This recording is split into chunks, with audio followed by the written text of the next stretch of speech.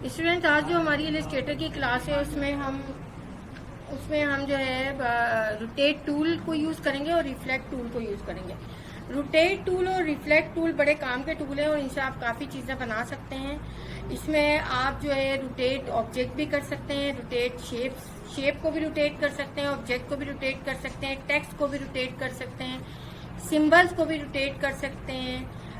इसके अंदर pivot point क्या होता है ये आपको बताना है मुझे। रिफ्लेक्ट आपका, जब रिफ्लेक्शन हम करते हैं तो रिफ्लेक्शन आप सिंबल्स को भी कर सकते हैं, टेक्स्ट को भी कर सकते हैं, शेप्स को भी, ऑब्जेक्ट को भी। और आपका पाइवट पॉइंट किस तरह से काम करता है वो हम देखेंगे।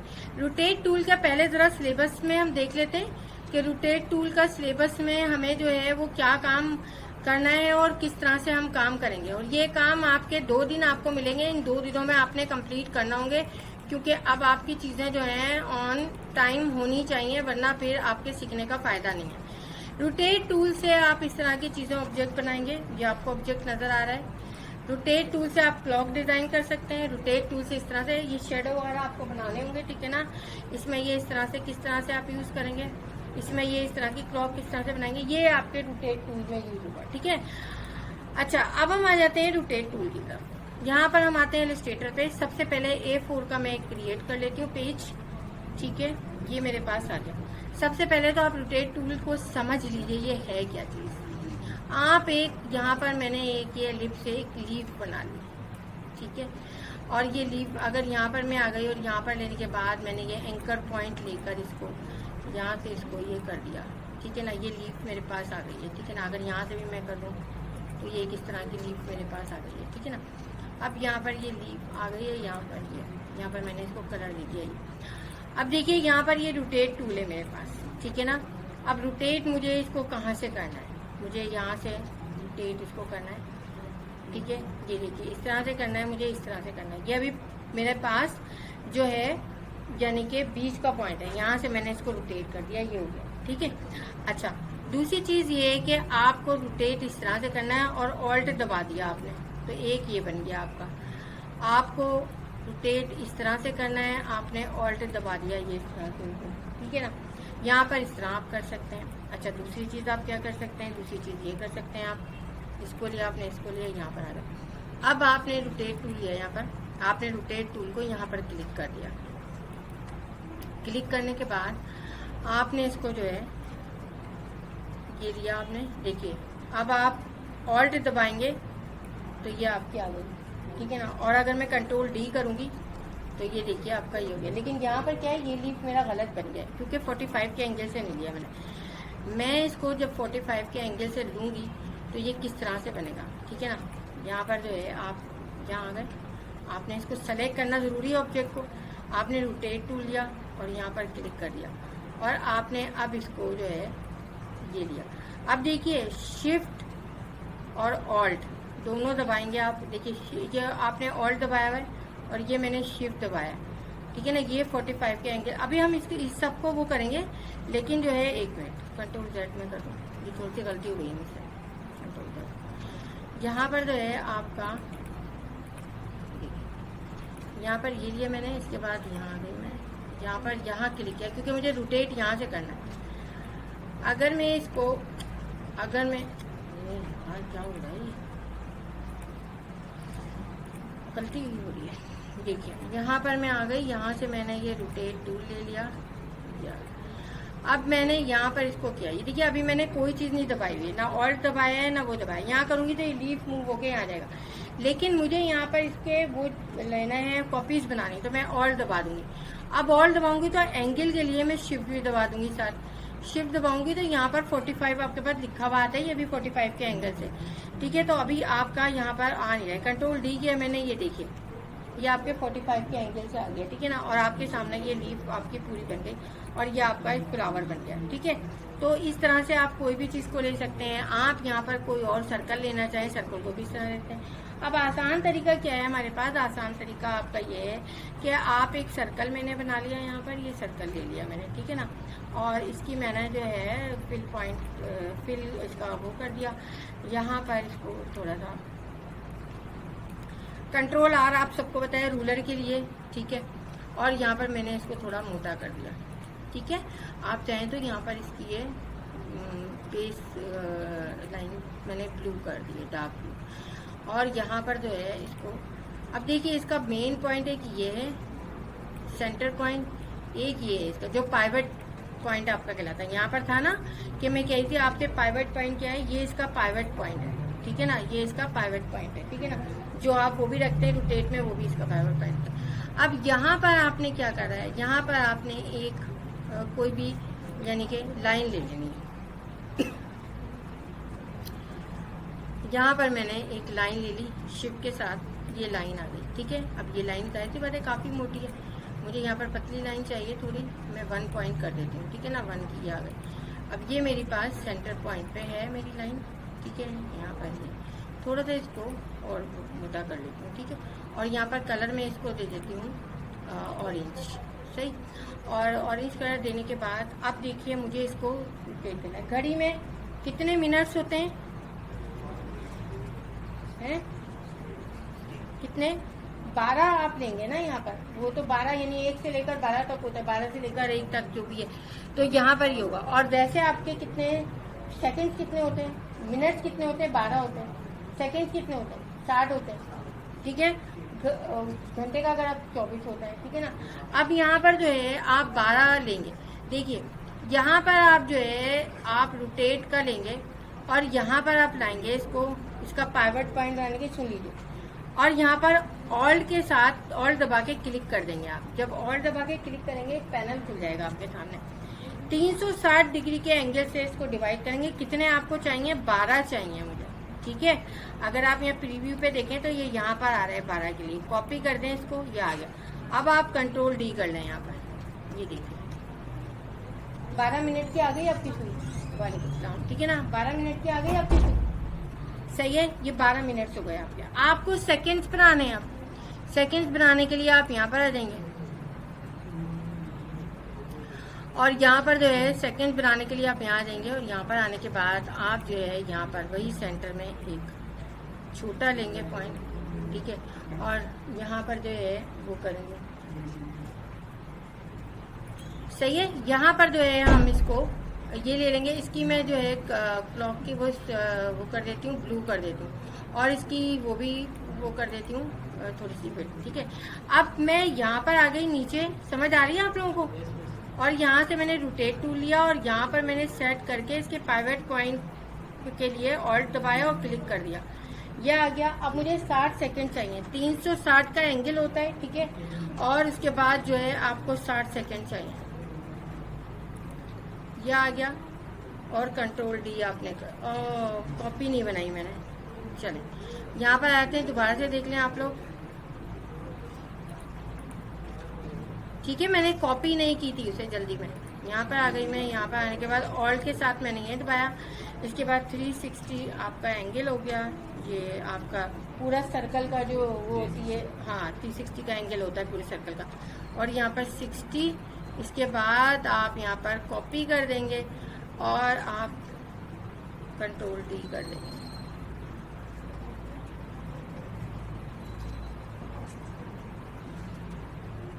अब आपने सिर्फ एक काम ये करना होगा कि जहां जहां इस पे ये ओवरलैपिंग आ रही है ना, यहाँ से इसकी ओवरलैपिंग हटा देनी है आपने, क्योंकि ये हम वहां से नहीं हटा सकते कमांड से, ठीक है। यहाँ से ओवरलैपिंग आपकी हट जाएगी, ये देखिए,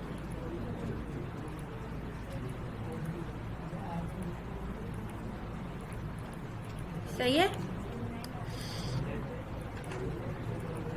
ये बेसिकली इस पे आ रहा है मेरे पास, क्योंकि वो गाइड रखी हुई है, मैं इसको इससे कर लेती हूँ। ये देखें, ये जो है इससे वो हो रहा है। कंट्रोल Z किया मैंने, इसके बाद मैंने जूम कर लिया, इसे जूम करके अगर कभी ना हो रहा हो तो आप इस तरह से करके इसको कर सकते हैं, जो कि अभी मुझे करना नहीं है, लेकिन मैं फिर आपको बताने के लिए इस पे जो है जा रही हूँ, ठीक है ना। यहाँ पर ये ले लिया आपने, यहाँ पर ये आ गया, ठीक है। यहाँ पर जो है आप इसको सेलेक्ट करके थोड़ा सा नीचे कर लें और इसको आप सेलेक्ट कर लें, आप डिलीट, और इसको मैंने इसके साथ कर दिया, ठीक है। कंट्रोल माइनस किया, ये आ गया, सही है। अब देखिए आपके सेकंड्स भी आ गए, मिनट्स भी आ गए। अब आप अगर इसकी निडल बनानी है, सुई बनानी है, उसके लिए आपके पास क्या करना है, आपने यहाँ पर एक लाइन ली, लाइन से भी ले सकते हैं, पेन टूल से भी ले सकते हैं। ये आपकी मिनट की है, ये आपकी आवर की है। आवर की छोटी होती है, मिनट की बड़ी होती है। हाँ, मिनट की बड़ी होती है, आवर की छोटी होती है। ये मिनट की आपकी है, ठीक है। यहाँ पर जो है मैंने इसको लिया, इसको थोड़ा, ये पहले ही बहुत मोटा है। आप स्ट्रोक में आएंगे, अभी मैंने स्ट्रोक समझाया नहीं आपको। आप यहाँ से इसको राउंड कर लेंगे। देखिए राउंड हो गया इसका, नजर आ रहा है राउंड हो गया इसका टिप। अब यहाँ पर आपको मैंने बताया था एक विथ टूल, विथ टूल से आप इसको थोड़ा सा बड़ा कर लें, ये देखिए, ठीक है ना। और यहाँ से इसको थोड़ा सा आप, ठीक है, इस तरह से, सॉरी छोटा होगा ये, सही है। इस तरह से ये थोड़ा सा बड़ा होगा, ये आपकी होगी, ठीक है। इसी तरह से आप यहाँ पर इसको कर लेंगे। अगर आप यहाँ पर अभी क्या हो रहा है, ये 7, ठीक है ना। यहाँ पर जो है हम इसको ले लेते हैं। यहाँ पर ये आवर्स की छोटी होती है, इसकी बड़ी होती है, आवर की छोटी होती है, ठीक है ना। यहाँ पर हाँ, ठीक है ना। यहाँ पर हमने जो है इसको ले लिया, इसको भी राउंड कर दिया, और इसको भी इसी तरह से विथ टूल से आपने जो है इसको यहाँ पर ये कर दिया, और यहाँ सही है। ये हो गया। 1 सेकेंड की होती है, सेकेंड के लिए आप यहाँ पर आएंगे, ठीक है ना। और सेकेंड के लिए आप यहाँ से बना लें जो भी। सेकेंड की थोड़ी लंबी होती है, पतली भी होती है, ठीक है।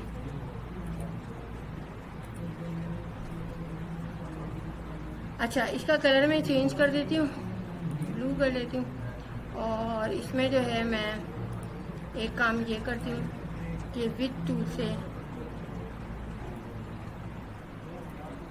इसको यहाँ से मैं ये कर देती हूँ, और यहाँ से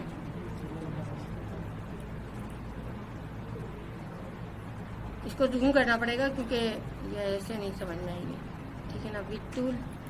विथ टूल से मैंने लिया है यहाँ पर,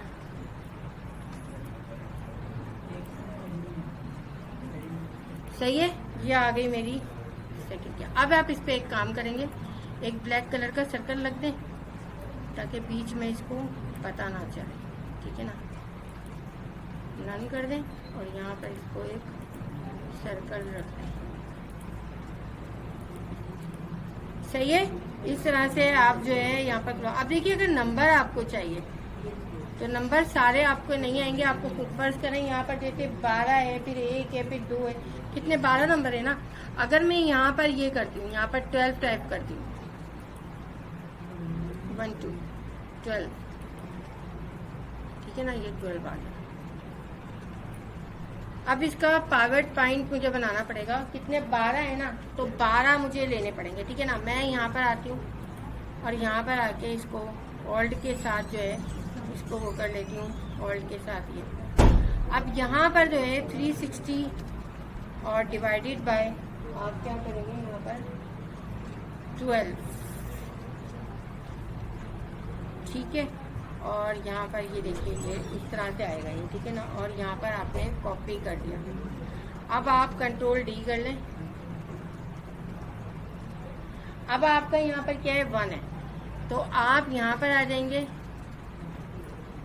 और इसको 1 कर देंगे। आप 1 करने के बाद आप यहाँ से इसको रोटेट कर लेंगे। अब 1 किस तरह से, इस तरह चाहिए आपको, ठीक है ना। इसके बाद यहाँ आएंगे, ठीक है।